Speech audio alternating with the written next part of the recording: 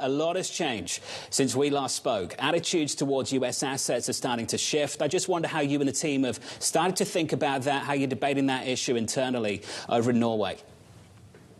Well, we have a very long-term view on what we do. So, we are invested with roughly half the fund in the US, and we are here for the very long term. So we have not made any major adjustments lately. So, Nicolai, can I read into that you view this as just a shock to the cycle and maybe not a long-term shock to the system? Well, I think it's very, very difficult to say, because when we make scenario analysis here, one of the negative things that we see is that if you get a disentanglement between the two major trading blocks, that's really, really negative, because it slows down growth, increases inflation, and so on. So it is potentially one of the really negative things that can happen here. So I think the outlook for markets are very, very uncertain. Given that there has been a shift, Nicolai, to move at least a little bit of assets among large asset allocators out of the United States, diversify to places like China, to India, to Europe, why aren't you doing the same and shifting to benchmarks that have a little bit more exposure elsewhere? Well, we actually are extremely well diversified already. We own 1.5% of all the listed equities in the world. In Europe, we have more. We have close to 3%. And so in the US, we have 1.5%, and we also have the same in the rest of the world. So I would say we are well diversified, 70% equities, 30% bonds, and we also have a very, very good real estate portfolio, which is coming in really handy here.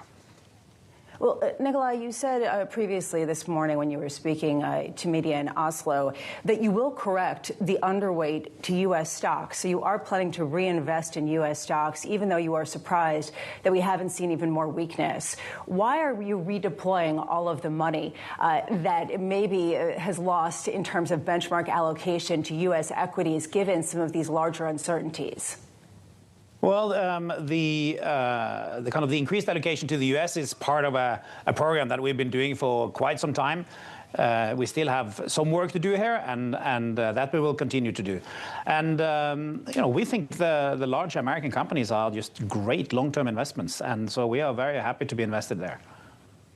What sectors? Can you give us a little bit of a hint of specifically the sectors or the companies you're interested in the United States?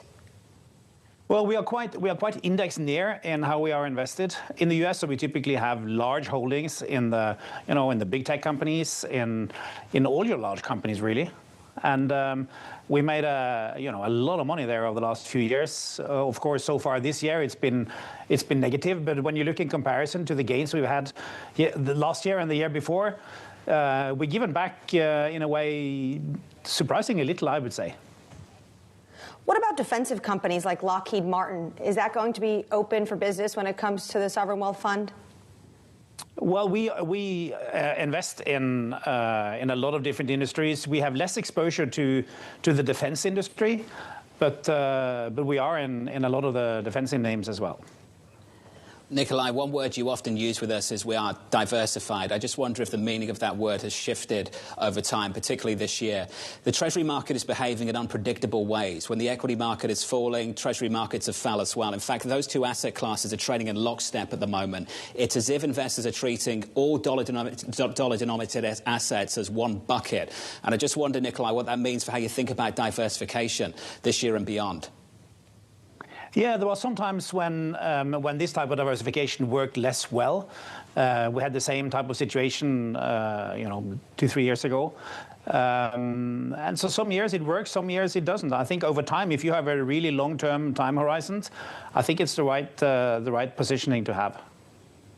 We've seen over the last month or so that some investors were trying to understand whether what was happening in the Treasury market was just trades unwinding, some hedge funds blowing up, or Nicolai, whether it was a reassessment of the safe haven status of the United States. Nicolai, what's on your dashboard to help distinguish between one and the other? What do you think it was? What do you think it is?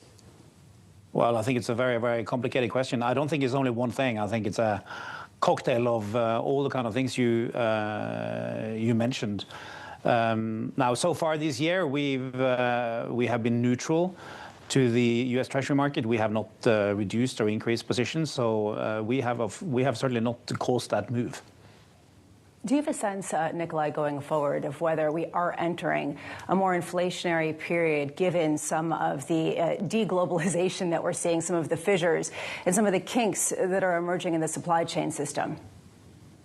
Yeah, I think we are potentially going into a more inflationary situation. It is kind of a pretty obvious consequence of higher tariffs. And of course, inflation is really negative for markets. So I think that's potentially one of the big risks that we are seeing just now. Interestingly, we just yesterday released a podcast with Ken Rogoff, kind of the world leading specialist, I guess, on inflation. And he's also very worried about this particular fact. Well, I guess that just to build on what John was asking about, the idea of diversification, and you have been about neutral on U.S. bonds, there has been a feeling that maybe diversification, especially in an inflationary environment, requires some gold, requires some alternative assets that might be asset-based funding that have different streams of diversified revenues. Is that your take on it, that you just on the margins want to pick up a little bit more gold or diversify a little bit more in some of these other asset classes? Yeah, so we have a very strict mandate here from the ministry. So we cannot buy gold, and I do think gold sometimes is a bit difficult to understand what the intrinsic value is of gold. We also don't do cryptocurrencies, for instance. But when we look at alternative assets, I would say in a market like this to have real estate, that's very good. We have just under 1,000 properties around the world, you know, large holdings in Manhattan, Boston, Washington, and so on. And so I think that's going to be a pretty good place to be going forward.